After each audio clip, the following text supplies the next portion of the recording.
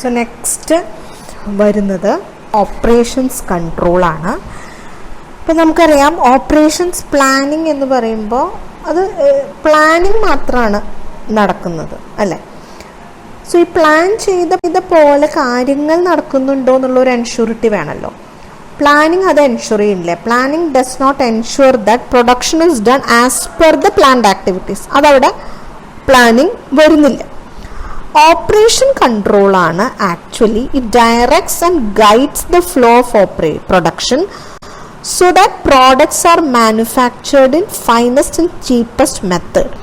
But confirmation of planning നടക്കുന്നത് actually പ്രൊഡക്ഷനിലാണ്, കൺട്രോളിലാണ്. അപ്പോൾ പ്രൊഡക്ഷൻ കൺട്രോൾ എന്ന് പറയുന്നത് it is the process of planning production in advance of operations, establishing the exact route of each individual item, part of assembly, setting, starting, finishing dates for each important item, assemble and the finished products, and releasing the necessary order as well as initiating the required follow-up to effectuate the smooth functioning of enterprise. അതായത് production control എന്ന് പറയുന്നത്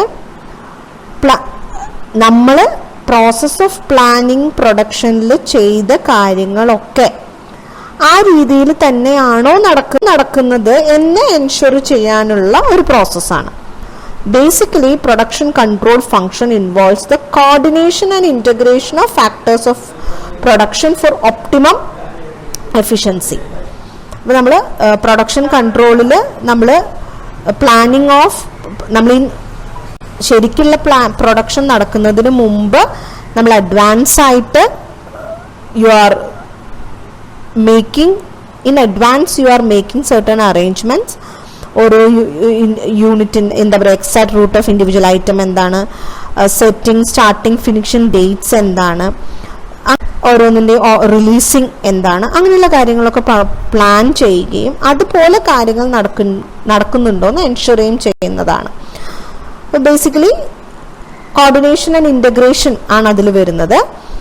അപ്പോൾ അത് നമുക്ക് overall sales orders or plan must be translated to specific schedules വേണം. So that ഇന്ന work സെന്ററിന് ഇന്ന വർക്ക് ചെയ്യണം എന്ന് പറയാം, ഓവർലോഡ് ഇല്ലാതാക്കാം. Job can be done formally in such a way. In such case elaborate ചാർട്ടിങ്ങോ ഫില്ലിംഗ് ടെക്നിക്സ് ഒക്കെ യൂസ് ചെയ്തിട്ട് ചെയ്യുന്നതിനാണ്. അപ്പോൾ ഇതിനാണ് നമ്മൾ കൺട്രോൾ എന്ന് പറയുന്നത്. ഓക്കെ,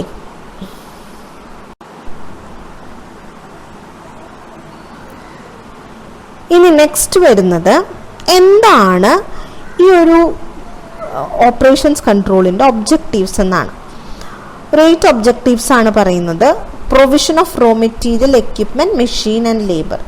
റോ മെറ്റീരിയലും എക്യുപ്മെന്റും മെഷീനും ലേബറും പ്രൊവൈഡ് ചെയ്യുക.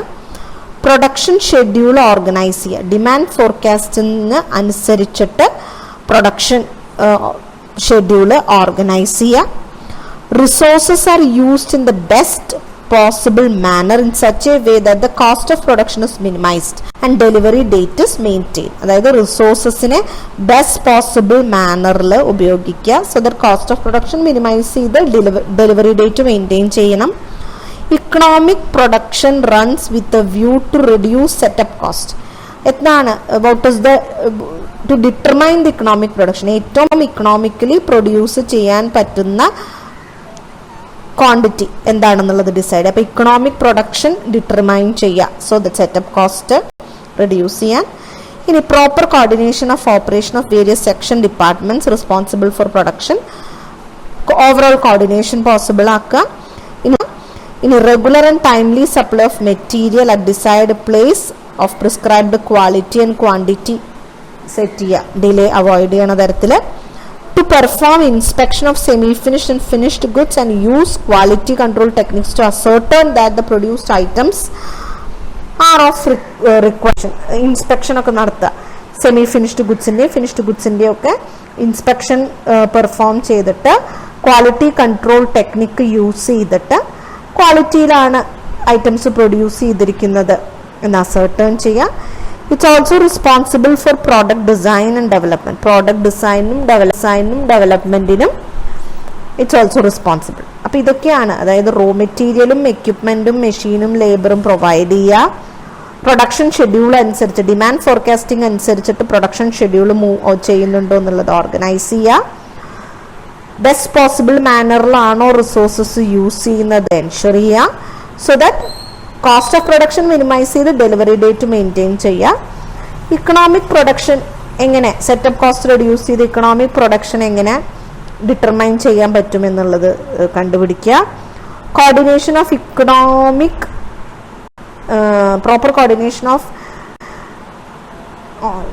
ഡിഫറെൻറ്റ് ഡിപ്പാർട്ട്മെൻറ്റ്സിൻ്റെയും സെഷൻസിൻ്റെയും ഒക്കെ ഒരു പ്രോപ്പർ കോർഡിനേഷൻ കൊണ്ടുവരിക, പിന്നെ ടൈംലി ഡിലേ ഇല്ലാതെ റെഗുലർ സപ്ലൈ പ്രിസ്ക്രൈബ്ഡ് ക്വാണ്ടിറ്റിയിലും ക്വാളിറ്റിയിലും regular supply of raw materials ഉണ്ടാവുക, to perform inspection of semi ഫിനിഷ്ഡും ഫിനിഷ്ഡ് ഗുഡ്സും പെർഫോം ചെയ്യുക, ക്വാളിറ്റി കൺട്രോൾ ടെക്നിക് അസർട്ടേൺ ചെയ്യുക, it's also responsible for product design and development, product ഡിസൈനും ഡെവലപ്മെൻറ്റും നടത്തുക. ഇത്തരം കാര്യങ്ങളാണ് ഒബ്ജക്റ്റീവ്സ് എന്ന് പറയുന്നത്. നെക്സ്റ്റ് വരുന്നത് ഈ production കൺട്രോളിൻ്റെ സ്കോപ്പാണ്.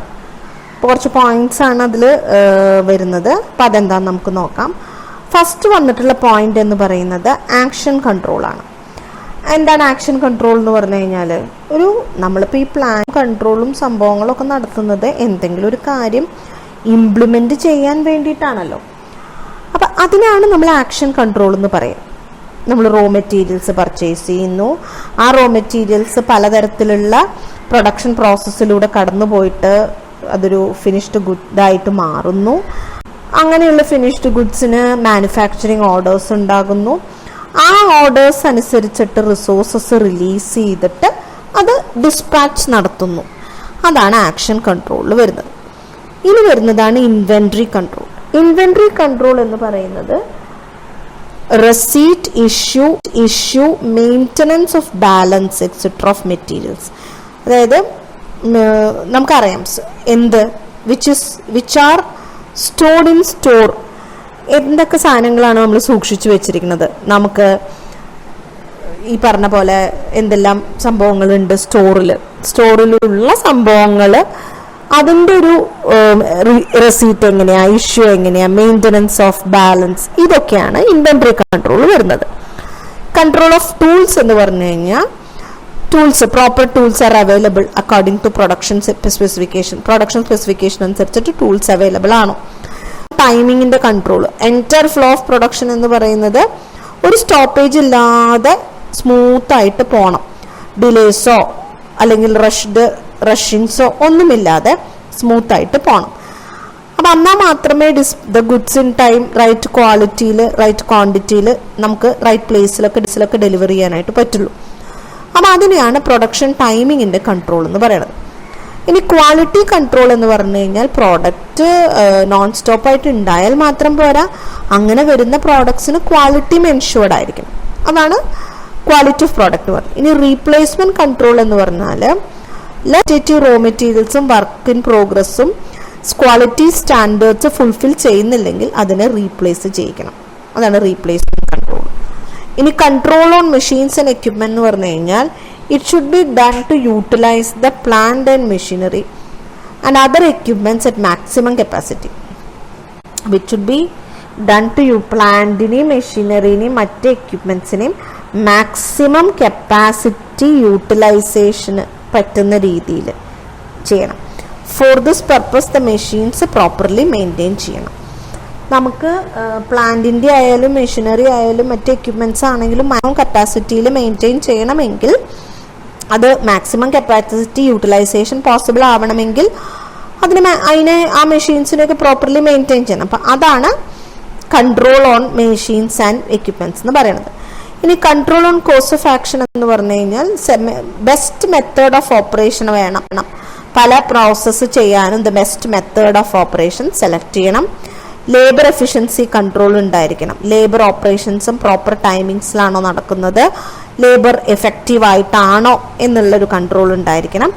Deviation, if everything is as per the production schedule and if not why and how to solve it എന്നുള്ള രീതിയിൽ നടപടികൾ ഉണ്ടായിരിക്കണം. സോ ഓപ്പറേഷൻ കൺട്രോളിൻ്റെ സ്കോപ്പ് എന്ന് പറഞ്ഞാൽ ഒന്ന് ആക്ഷൻ കൺട്രോളാണ്, പിന്നെ ഇൻവെൻട്രി കൺട്രോളാണ്, tools control, control of production timings, quality control, replacement control, പിന്നെ അതുപോലെ തന്നെ replacement control, control and machines equipment, course of action, labour efficiency control, deviation control. ഇതൊക്കെയാണ് നമ്മളുടെ ഈ പറഞ്ഞിട്ടുള്ള പ്രൊഡക്ഷൻ കൺട്രോളിൽ അതിൻ്റെ സ്കോപ്പായിട്ട് വരുന്നത്.